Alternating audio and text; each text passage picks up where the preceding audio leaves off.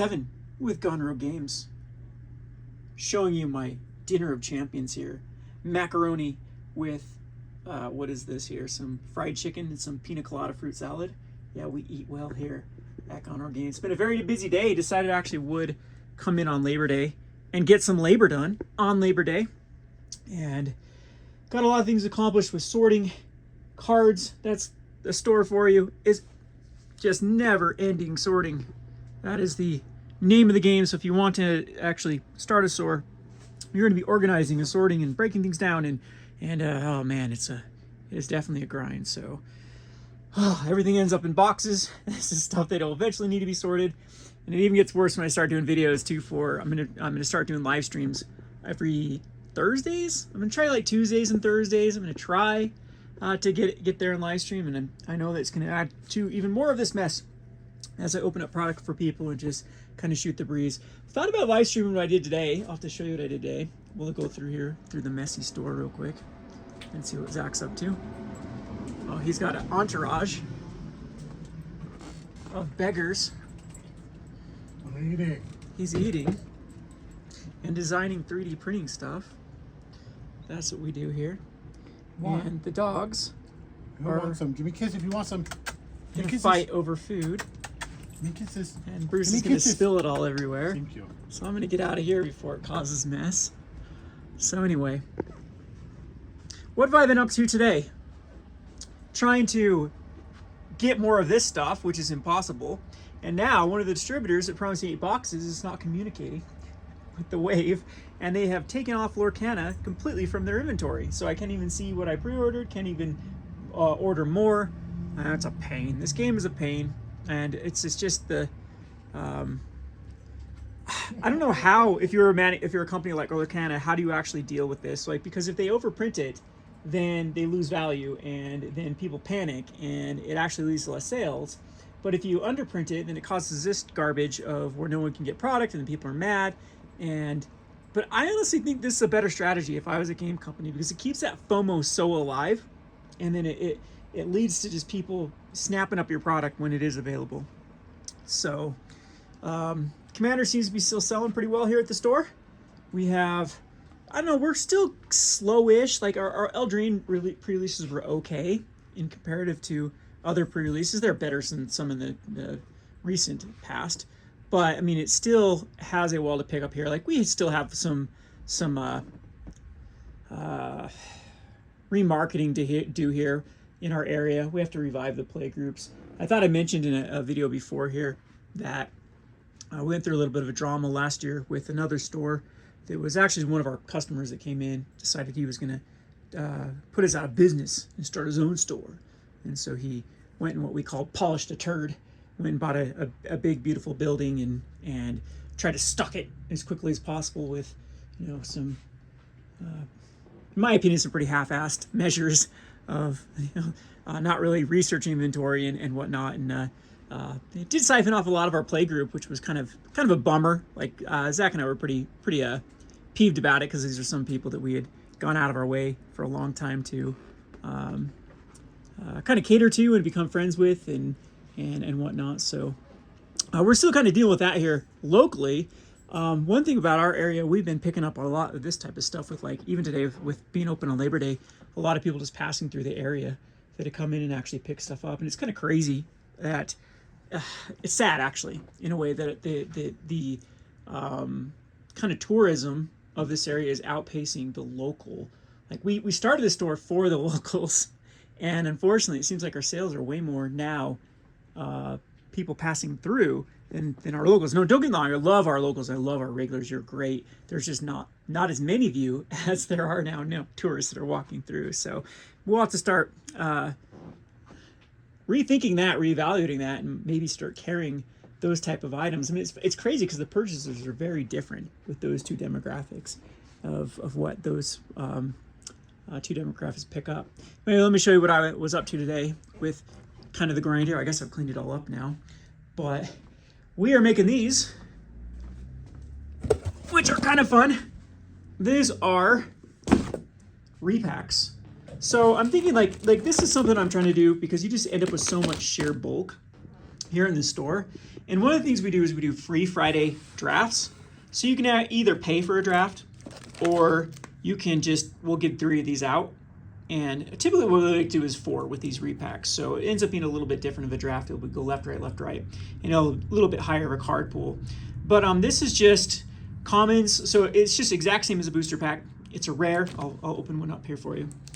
It's a rare, an uncommon, a common, or a rare, 3 uncommons, and 11 commons. You get 15 cards, a little bit bigger than a regular booster pack. Maybe I won't open these up, and it will just be 10-cent rares that we've accumulated way too much of, and then uncommons and commons we've accumulated too much of, and then it makes for a nice little fun draft experience. It gets people in drafting in a non-intimidating way, and it just gets people playing. Which is, if you are a store, that's the best thing you can do is try to cultivate play, because the more people in your store means the more purchases they'll do on sleeves and other stuff. So, that's something we're trying to build back up with things like leagues. We just started our league today, and actually it starts Wednesday, so you'll get to see Kevin's scorecard start to fill out with the W's. That's the only way I have it. But anyway, what are you doing, Chloe? Chloe's coming in here too. See if I've got food, and then notices I do not have food, so she's gone. She's a parasite. But so a lot of like busy work that way that I was able to do today, which is, it's part of the grind. You just have to find stuff to do, find stuff to stay busy with, and eventually, the fruits of your labor will start being rewarded. Like, again, that's something I'm really coming to terms with, that I probably do have to start having more of an online presence and start removing a lot of this stuff it's basically worthless here. It's very, very hard to move like the bulk, but there's a buyer for anything in this day and age, and it does move on like the TC players and eBays and things like that. So I think I'm just coming to grips that I'm probably gonna have to start doing that, or hire someone to do that, and just start. One thing, if you've been it's open as long as we have at the store, you start to accumulate just so much. Like, here's even more. We just, like, every place that we can like chuck bulk. We've like chucked it. I'm running out of room to do that, so it's to capacity of just stuff that accumulates. And other stores just like buy list it out, or just even like trash a lot of it. But like I said, there's basically a buyer for everything.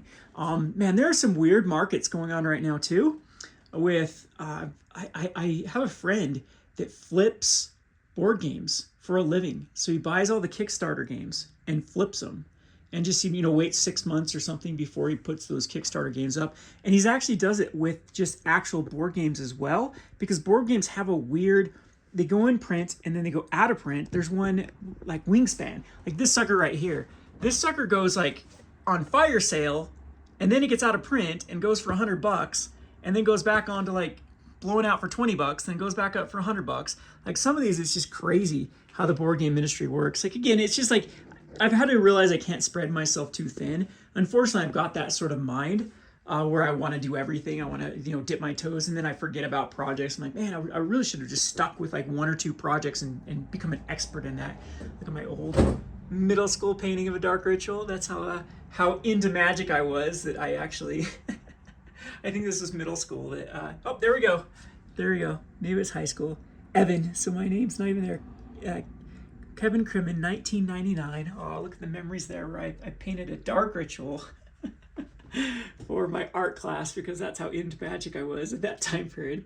But anyway, where was I going with this train of thought? There's a lot of like little niches to make money in this industry that, it's just not like as I've stated in other videos in the past, the easy mode's over for right now. And so it's back to the grind. It's back to finding those little niches of actually how to make money. And again, some of it might not be worth it. Like, I always go back to the Rudy videos where he's like, life's too short to look at commons. And that's how I feel about a bunch of these other grinders that are doing like this bulk stuff on eBay, or even like, I guess watching some videos, this guy's process of how he sources stuff and like really into buy listing, and used to use a bunch of other services to buy list cards, and then would go through it all. And it's like, oh, I end up making like on this particular one about 10%, about 20%. I'm like, geez, but how much work did you put in to do it all? And there's got to be like a better way and a better thing. But it is what it is. That's kind of the environment that we're headed into, with the kind of recession that's happening, plus the just overall collapse of like the collectibles markets as far as Magic is concerned. Like, we have the worst of all worlds right now with Wizard of the Coast is just absolutely printing things into the ground. And not just that, but then there's so many stores that are in operation, and there's so many other people that are looking to move their collections. It's just a buyer's market right now, not a seller's market whatsoever, as it's just the total domino effect of all these things at once just starting to tumble, and it leads to just a very competitive market with selling. So we had the camera turned on earlier and thought I got Zach's rant, but missed it, and then we had customers coming in. But that's another thing I was looking at. People have asked me my opinion on CardSphere closing down, and it got me thinking too. It's just like that's just another casualty of this like crazy amount of printing that Wizard of the Coast is doing. So what's Zach doing? He was just sorting Eldraine. Yeah. Eldraine has got done. So yeah, you missed good old Zach's rant here about it's tough on us too, where like this row up here is 20 years of Magic. 2014 to 2021. Okay. Yeah. This is 2021 through 2023. Yeah, and not even all And the way that's not through even all of 2023. them. You also got all this. Yeah. Half of this. It's Yeah. gotten ridiculous. Yeah, so speaking of CardSphere, that's after talking a little bit to the CardSphere guys, and I've noticed, read their posts and things like that it really was Project Booster Fun, which is Mark Rosewater's little way of saying, hey, we want to have really different, exciting frames and alternate cards, and that's when they came out the collector's boosters and things like that. And this is gonna be so wonderful. Everyone's gonna love it. Everyone's just gonna want to open up packs because it'll be so much more fun to open up packs to see all these different versions. Well, it became such a mess for everyone to keep up with it. I'm just not saying stories. I'm just saying woe is me as a seller where I have to figure out all these different SKUs and stuff, and like all these different versions, and that cuts into my ability to post things and blah blah blah blah. I'm not even saying that. I'm saying as a player that can't even keep up with everything that is going on with all these different versions, that it just gets so like there's just too much noise to hear anything at that point. And I always like to say, if you make everything special, then nothing is special. And it's sad because I think that they could squeak a lot of interest and value in these sort of products, in these like set boosters and stuff like that, if they made them at least like they can have all those versions. Again, it would still make an issue for everyone trying to sell it, but they should make them more rare. Where I've always stated this example, that looking at the cheapest Sheoldred a few weeks back when we were looking at it, the cheapest Sheoldred was the Phyrexian foil of Sheoldred, because no one cared. When you go back and you look at Elish Norn, when it was printed as a super extreme judge foil or rare back in the day with Elish Norn with the Phyrexian writing, it was expensive. It had a massive X multiplier on like a 3 or 4x multiplier compared to the regular version, or even the foil version of it. And again, they've just made everything was supposed to be special. What are you doing, you weirdo? He's trying to bite his tail, interrupting my video. You make everything special, nothing becomes special, no one cares, and then the next time you try something, no one cares. Like these Eldraine, like, man, could you imagine, Zach, if the Eldraine, there's one right there, right? Yeah. I mean, that's a Griffin Ari. Like, this card too would be actually sought after if it was super rare, because people play this in decks. They do. It's a card that sees play every now and again. It's not the greatest one ever, but it's something that would, like, if people open this in a pack and it was super rare, they'd be excited about opening this. Yeah. Because it'd be rare to get one. Not one per pack, not one per... And it's just... They've just really messed this up with it. But, yeah, going back to CardSphere, too, like that's... They stated that it wasn't... Like, again, it wasn't just them. It was all these, like, claims. So when people were sent the wrong card, they'd have to, like, file a claim and be like, hey, they sent me the wrong version of this. I wanted a Cold Snap, not the mystery booster one that has the Cold Snap symbol on it with the Planeswalker and the Planeswalker symbol in the corner.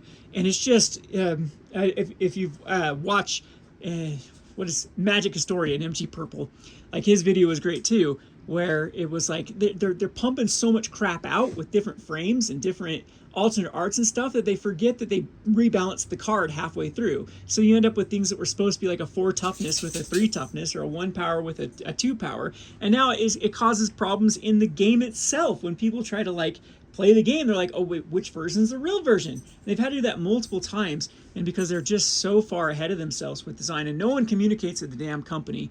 That's what happens with Eldraine when you get 7 reprints in a row. So that's what I'm going to talk about today on my Market Monday video over the Rogue Deck Builder, when I get a round to doing it, is what I would do to actually fix Magic the Gathering, and would, yeah, maybe you guys want to see my ugly face here now that I've talked and show the thing. What I would do to fix Magic the Gathering is I would kind of do a little bit of what I call a reserve list, but not a reserve list, a hiatus on reprinting a card or reframing a card that is still in a box set, a sealed product that has been around for at least a year. Like, I would actually say 2 years, but a year would be pretty good, because it would allow those cards to enter in the pool and get excitement generated for those cards, that then when another frame or another reprint actually happened, that they would have, you know, demand again, not doubling season twice in a row. I think that's what I say about 2 years, because, like, is Modern Horizons really that old though, where it's getting to the point where, like, I was looking at what really made me think of this was, I was looking at cards from Modern Horizons 2, and there was Ragavan's already been reprinted, and it wasn't just Ragavan, there's a few of them that had been reprinted already. And it's still, you can still get Modern Horizons at the distribution level. And that is just a bad sign when they're, you know, they're trying to generate this hype for sets like Eldraine, and they're putting in cards that you can still literally go and find in other products and still pull them. And so there's a lot of things that I think that I've mentioned this old adage again, that you can't have your cake and eat it too, really applies to Wizards of the Coast. I don't know if my face is in the frame there, so I'm gonna turn it back over here. You don't even you can't have your cake and eat it too, as far as the fact that you can't have list cards or mystery boosters or master set reprints and still do secret layers and still do the Enchanted Lores or the Strixhaven Brothers War, Marching Machines. All those had like the reprints there. You got to pick where you're going to put this stuff. You just can't just chuck it everywhere. And that's another problems right now with Magic, especially, is even though it's such a hot, still played game, it's still, I mean, it's still really healthy, is that it's just too much for everybody to try to keep up with the different versions and the different things coming out, that no one's getting excited for that kind of stuff anymore. So they just have too many product lines, too many ways to get. It's funny too, because some of these people back in the day, when they were calling for reprints, everything's just too expensive. Reprints, from like, be careful what you wish for, because this is what you get. You get this like absolute reprint hell that we're in. Where now, you know, now, man, it was kind of sad. Like, people opening up the pre-release and like, oh look, I opened up a Prismatic Omen. Whoop-de-doo. It was just reprinted in Double Masters, I think, or what was the last one? And that card would have been something that would have been, you know, kind of cool to actually open. But there's my way long-winded rant for today. We'll see though. Like, I'm a lot more bullish than I was bearish a few weeks ago. We're starting to see a lot of movement in like the Pokemon stuff, and the even Magic the Gathering is starting to have a little bit of recovery on some things. But it's just, it still is so worrisome that these companies are so tone deaf, and they're really not. It doesn't seem like they're adjusting. I mean, something will have to give. And it just sucks, because I know who's in the crosshairs of who's going to take the biggest brunt of when that give does happen, and it's going to be the LGSs. It's going to be the people that, you know, have tried to cultivate the communities, and the box sellers and the mass box openers, box sellers that do it out of their home. They're not really going to get hurt by this. They don't have the infrastructure. They can just move on to something else. I remember watching one eBay person in general that used to, I mean, that does collectibles right now, but they don't care. They've sold socks. Like, I'll have to find the channel. They find niches of things that are actually selling for profit, and they really corner that market for a while, and then when it collapses, they just go on to another one. And so they're not going to be hurt. Those type of stores that operate like that, they'll just go on to something else. And maybe you could say that about me. Well, okay, I could just go on to Lorcana. I can just go on to whatever. But I mean, it's I can't really blame myself. Like some people can say, because Magic had a good like 25 years of being an incredibly stable, incredibly successful if you know what you're doing, way of being able to operate. And it's just changed so rapidly in the last few years, to where it's just been. You forgot there. It also had 25 years of actually being a game. Oh yeah, I know. Where they That's focused on problem. being a game. Yeah, I'm with you Yes. there. Yeah, it's pretty That's- pathetic too. Like talking about Magic Summit, where Magic Summit is produced by independent people, and it draws more people to that event than anything Wizards comes out with their Grand Prix. And they, you think of Wizards they can hype it up like crazy. They can put promos, the print promos for it. They can put little advertisements on Arena. They can put little advertisements in booster packs or wherever on their website. They have that massive reach that they have with the game, and then they can't even drum up as much kind of excitement that something like Magic Summit can, or a lot of these other things that are being independently done. So, yeah, I know I sound like a broken record on this video, and eventually I'll find some other topics to talk about. But that's just been on my mind today. Again, it's still the grind. We're still, yes. People, if you want to have a game store, huh?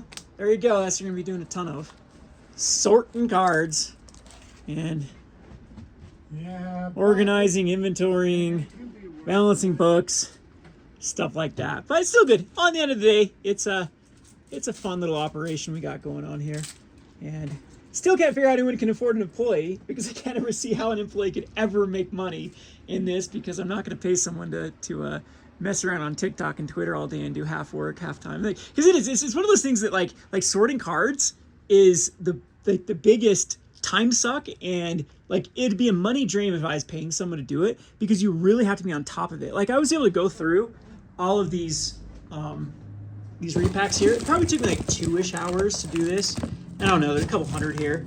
So, we sell them for $1, but we get big time deals on it. So like, oh wow, you made like $50 an hour by doing that. If these do end up selling, blah blah blah blah blah. And it's like, yeah, okay, maybe I could hire an employee to do that. But then every time I've tried to, it ends up being that they take forever, or you get kind of, if you don't have any like incentive to do it, if you're on the clock being paid, it's like it's just they work as snails. But anyway, there is my rant here. I'm gonna go back to my chicken now that it's probably cold. Just thought I'd hurry and get this video out. He's actually mad because he went and got chicken, and then I'm gonna have to eat cold chicken. I forgot my other deck. But there we go. That's my long video for today. Did the dogs eat my food? You guys are over there like circling like sharks, so I better get to it. Thanks for watching.